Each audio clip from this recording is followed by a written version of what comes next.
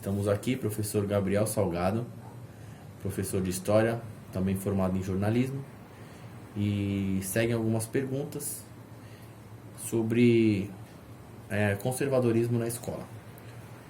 Gabriel, qual é o papel da escola na vida do aluno? Restringir-se a ensinar as matérias correspondentes ou educar atuando na formação moral do aluno para desenvolver o indivíduo como cidadão? Então, bom, vamos lá. Dentro da escola eu estou acostumado a ver muitos professores discutindo questões do tipo: quem educa, a família ou a escola? Como se existisse uma definição única para essas questões. Eu acredito que a escola tem um papel somatório, complementar. Eu acho que todo indivíduo carrega valores vindos do seu seio familiar e dentro da escola ele consegue complementar ou contrastar ou colocar em oposição, criar uma antítese e a partir daí uma conclusão dos valores que ele carrega na escola. Eu não gosto da ideia da escola ser o único instrumento definidor da educação do indivíduo. Acho que a escola é só mais uma etapa da educação de uma pessoa. Ela é só um dos instrumentos, ela não é o instrumento. E também levo em consideração pessoas da história que não precisaram de escola, que largaram a escola. O Albert Einstein costuma ser citado como alguém que a escola não foi tão importante na vida. Dentro do conservadorismo tem a referência do Olavo de Carvalho, que também foi contra terminar seus estudos na escola. Então a gente tem referências na história de pessoas que não precisaram da escola para se educar. Na época do Aristóteles, do Platão, não existia escola como a gente conhece hoje em dia. No passado ela não existia, então não é um fator determinante. Eu acho que é um fator complementativo.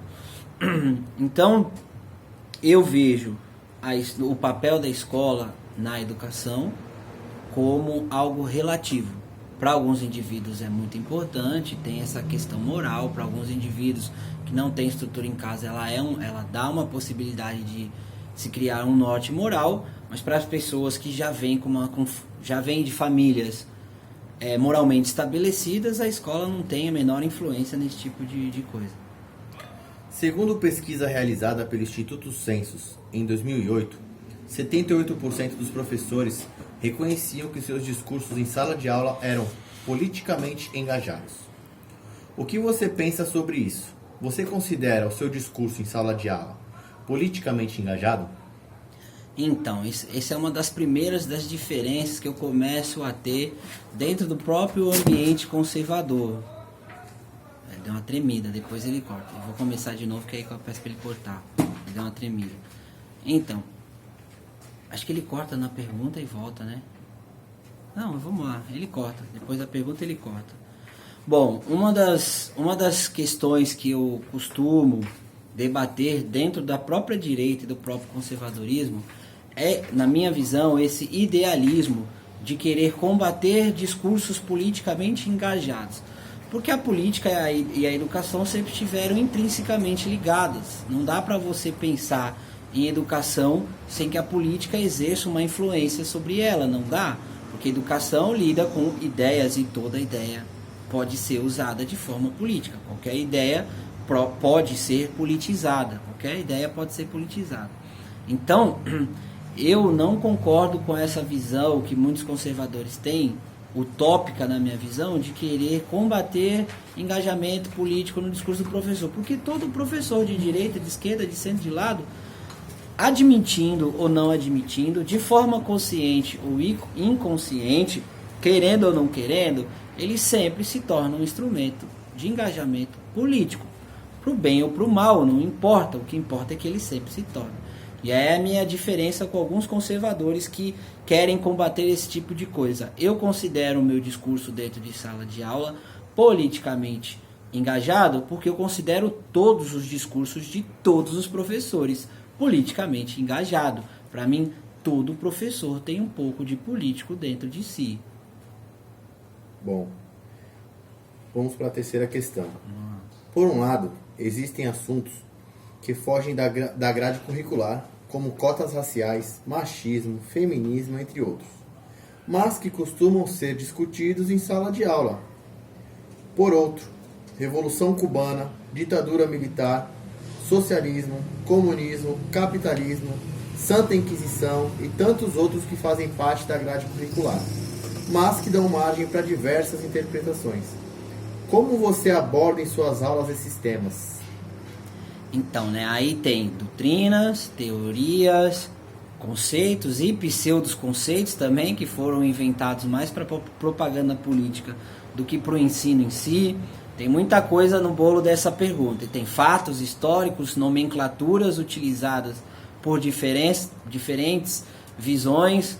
Tá tudo num bolo aí. Então, a melhor maneira que eu penso, que eu encontro, vamos dizer assim, a melhor maneira que eu encontro de ensinar sobre todos esses conceitos, fatos, visões, nomenclaturas, é sempre dar autonomia para o aluno enxergar além das definições. Então, ele nunca pensar que aquilo que o professor está falando é a verdade absoluta, que ele pense assim, deixa eu procurar lá no meu Google, lá em casa, se tem alguém falando algo diferente. Então, por exemplo, se eu vou ensinar feminismo, eu sempre ensino para os meus alunos e alunas, feministas ou não, que existe a literatura feminista e a literatura antifeminista. E eu não deixo nunca de contar para eles sobre a história do antifeminismo.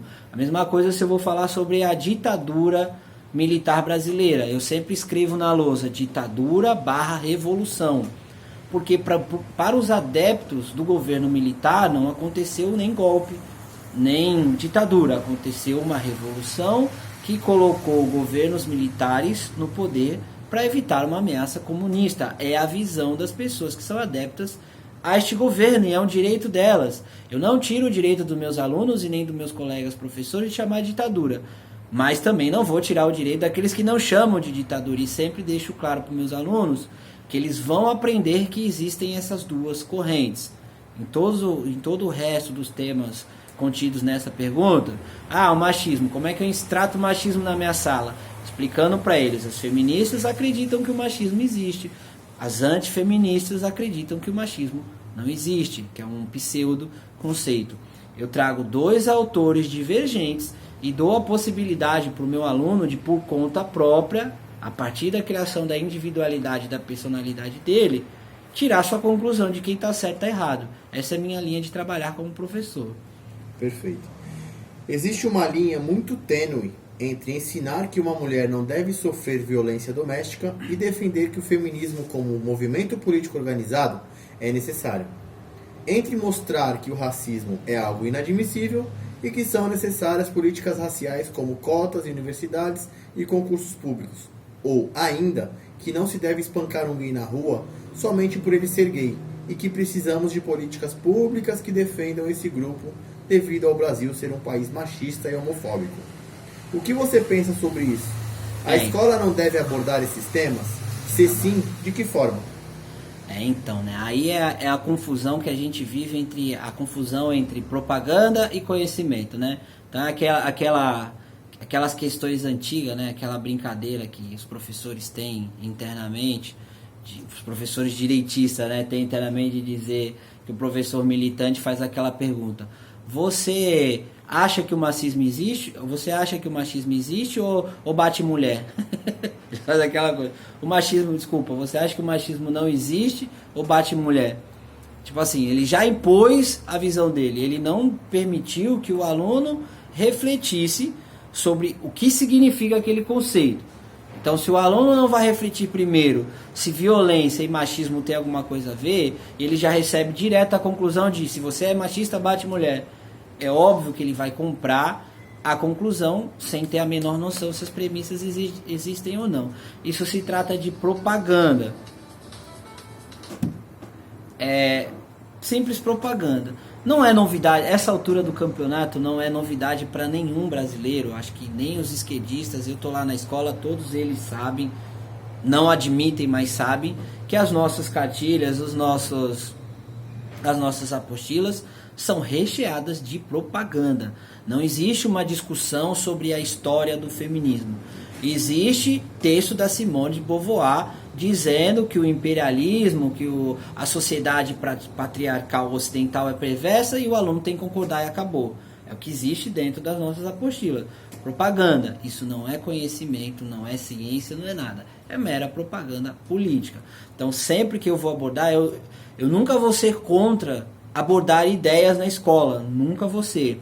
Mas sempre que eu abordo essas ideias, eu sempre lembro aos meus alunos que eles tenham a capacidade de diferenciar conhecimento de propaganda. E a propaganda sempre esteve lá dentro da escola e é difícil de combatê-la. Beleza. Qual sua opinião sobre o projeto Escola Sem Partido? E sobre os alunos terem direito de gravar as aulas ministradas por seus professores? Então agora é a hora que eu vou entrar na polêmica, né? Quando a Escola Sem Partido começou, desculpa, não é quando o projeto começou. Quando eu comecei a dar aula, eu era um entusiasta, um empolgado do Escola Sem Partido, porque eu achava que o Escola Sem Partido resolveria esse problema que eu tive na minha educação de desmistificar os professores militantes. Então eu fui criado, rodeado de professor esquerdista, marxista, que repetia propagandas na minha educação o tempo inteiro, e pensei, olha, apareceu um projeto para alguém dizer que existe propaganda na escola. Não sou o único a achar isso. Eu era entusiasta, só que depois, quando eu fui acompanhando o desenrolar do projeto, eu acabei me decepcionando muito, porque eu comecei a perceber a essência do projeto e o objetivo do criador do Escola Sem Partido. E comecei a perceber, primeiro, que o criador não criou um projeto para servir à sociedade, para ajudar o professor na escola, para aquele professor que é perseguido se agarrar. Ele criou um projeto para impor as convicções, na minha visão, aí vou dar uma opinião pessoal minha, uma conclusão minha, mas as visões tecnicistas e positivistas que ele tem como um advogado. Então a Escola Sem Partido foi criada por um advogado. E é comum a muitas pessoas que são especialistas em uma área acreditar que o mundo, o universo, sempre é enxergado a partir da área dele. Então o advogado acha que a lei é a coisa mais suprema do mundo e não tem uma visão de que a educação talvez seja a principal ferramenta de superação, inclusive das leis. A gente não pode cair naquela pegadinha de achar que tudo que é lei é certo, porque aí eu, como professor de história, tenho que olhar para trás e explicar para as pessoas quantas vezes a lei esteve do lado errado. Do nazismo à escravidão, a gente pode ficar aqui falando sobre isso. Então, quando eu percebi que o criador do Escola Sem Partido estava modulando o projeto para ele se tornar um projeto inócuo por ser tecnicista, e para mim hoje ele é um projeto inócuo por ser tecnicista, eu meio que abandonei, larguei mão, e hoje eu não sou um apoiador de Escola Sem Partido. Sou professor conservador de direito e não concordo. E por que eu não concordo? Porque o mal das nossas escolas nunca foi a pura doutrinação. Nossa escola não é ruim porque tem doutrinação. Nossa escola é ruim porque tem censura. O problema nunca foi doutrinação, sempre foi censura. Pelo menos nas últimas décadas, o que o aluno conservador e o professor conservador enfrentam na escola é censura. Eu não me importo nem um pouco em ensinar marxismo. Eu quero que os meus alunos aprendam sobre Marx, sobre autores esquerdistas, sobre Gramsci. Eu quero que eles aprendam, até para, na minha cabeça de conservador, pensar assim, olha, espero que eles aprendam como não ser. Não sejam como Marx, não sejam como Gramsci. Eu preciso explicar o que eles foram, antes de querer que ele não seja. Não é o problema da escola atual, não é doutrinação, não é ensinar o marxismo, é a perseguição, discriminação e hostilidade, até física. Conheço casos de hostilidade física, aluno que tem que sair da escola porque vai apanhar, porque é conservador. Esse é o principal problema que a gente enfrenta hoje na escola.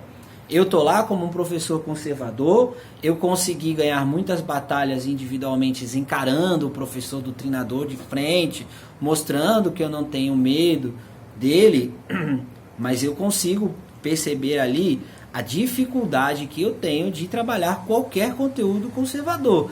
Toda vez que eu vou postar qualquer coisa conservadora, eu já posto na consciência de que eu vou ter que arrumar confusão na sala dos professores. Essa é a realidade que é imposta. Essa é a realidade que é imposta para nós, tanto alunos conservadores como professores conservadores. E o Escola Sem Partido não atende essa demanda. Não adianta achar que um cartazinho mostrando a lei vai resolver esse problema, porque não vai. Primeiro porque são muitas salas de aulas e nenhum papelzinho vai ser capaz de controlar. Quem controla isso é o próprio professor, o que acontece na sala de aula. E segundo, que você não vai combater toda uma hegemonia de propaganda apenas dizendo que ela está errada, sem nada em substituição. Ninguém nunca vai conseguir. Se você só disser o marxismo está errado, aí o aluno pergunta, então o que está certo, professor? Você perde a batalha. Se você só diz que o marxismo é errado e não fala quem está certo, você perde a batalha. O problema da escola não é doutrinação, é a ausência completa de autores e conteúdos conservadores. Então meus alunos conseguem, quando eu vou ensinar mais-valia, por exemplo, sociologia, às vezes eu dou aula de sociologia, eu vou ensinar mais-valia do Marx, eu ensino mais-valia do Marx e ensino também a teoria da oferta e procura do Karl Menger, lá dos jovens e do Menger. Eu tenho esse conhecimento de passar para ele, ó, Karl Marx diz que mais-valia existe, mas o von Mises, o Menger, o Bombauer diz que isso é uma bobagem. Você, aluno, escolhe quem está certo, a escola austríaca ou a escola marxista. Eu ensino as duas escolas. Fica mais fácil para o aluno saber qual que ele quer escolher. E na escola, quando a gente pega um currículo, a gente não vê Menger, Mises, Burke, Scruton, Kirk. A gente não vai ver nenhum conservador, nenhum conteúdo conservador. No feminismo, a gente não vai ver a Ayn Rand. Não tem no currículo a Ayn Rand, que nem é uma conservadora, mas é uma antifeminista notável, que criou o objetivismo. Você não vai ver isso no currículo da escola. E para o professor trabalhar esse currículo, ele sabe que para fazer um projeto nisso, se eu quiser criar um curso de objetivismo baseado na Ayn Rand para as minhas alunas, e eu colocar lá que é uma maneira de combater o feminismo, os professores da escola, os diretores, os coordenadores, todos vão me perseguir. E não é o Najib que vai estar lá para me defender, que ele não vai ter esse poder. Ninguém vai estar lá para me defender. A não ser que existam projetos de muitos conservadores que estejam presentes na escola. Se você tiver projetos físicos presentes na escola, então se chega de fora um projeto sobre ensino de objetivismo na escola, ou ensino de conservadorismo, aí um professor conservador poderia trabalhar. O professor sozinho não tem a menor força de combater essa hegemonia. E na minha visão, Escola Sem Partido é um projeto inócuo. Se tornou inócuo, se tornou, na minha visão, sem utilidade. Essa é a minha visão da Escola Sem Partido. Beleza. Há algum outro comentário que você queira fazer para que a sua visão acerca do tema tratado agora fique mais clara e completa ao espectador do documentário? Algo que você queira complementar com relação à matéria conservadora a ser tratada na escola? Tá. Eu vou tentar pegar esse gancho, porque para mim a coisa mais urgente nesse momento, qualquer documentário, qualquer filme, qualquer livro que vá ser criado pelo conservadorismo, pelo lado direitista conservador, a coisa mais importante de se combater é a censura ao conservadorismo. Existe uma censura clara, gente, uma perseguição, e é assim, de certa forma explícita e violenta. Tem aluno, eu como professor de escola pública, eu conheço os casos que os alunos foram xingados, aluno que teve que sair da escola. Eu vou contar uns casos aqui rapidinho, só para incrementar o documentário, mas um aluno conservador cortou o cabelo careca, picharam no muro da escola que ele era um neonazista. Batam no neonazista, porque ele assistiu Olavo de Carvalho. O que tem a ver com nazismo? Não tem nada a ver.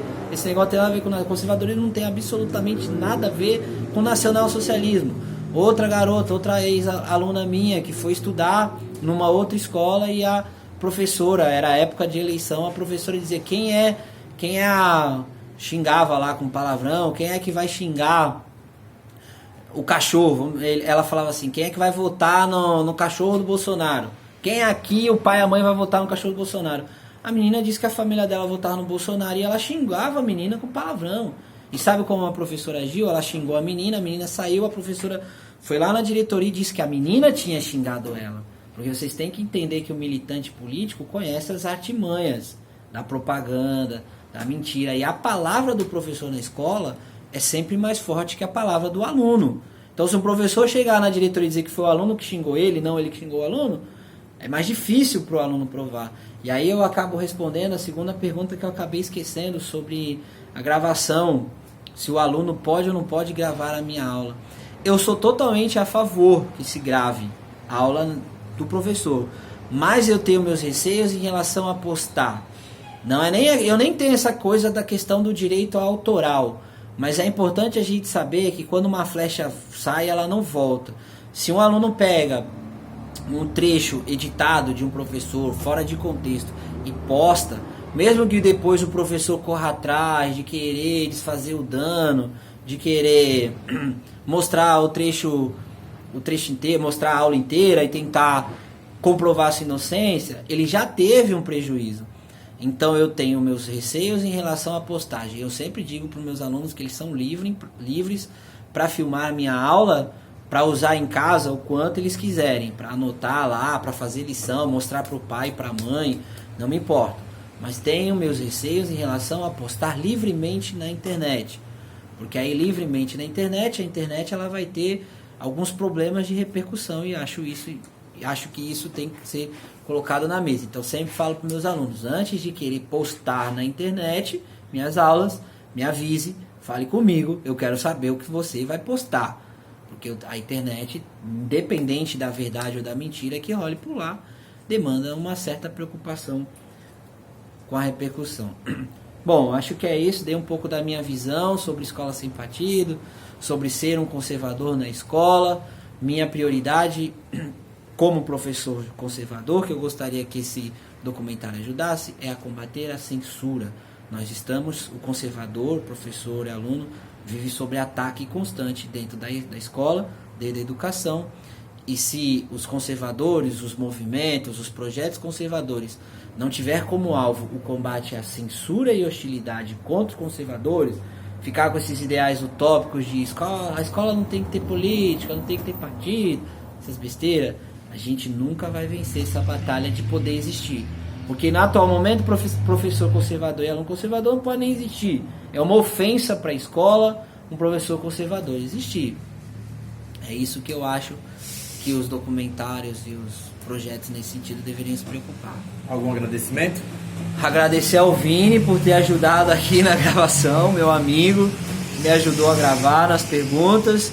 Agradecer o Felipe, que foi quem me indicou para responder o documentário, e agradecer o menino idealizador do documentário. Agradecer por terem lembrado de um simples conservador de escola pública, que dá aula na periferia, anônimo, não tenho canal no YouTube, não tenho pretensão de ser famoso, mas sou um professor que estou lá ensinando meus alunos de periferia a aprender alguma coisa. Sendo conservador. É isso, gente. Obrigado.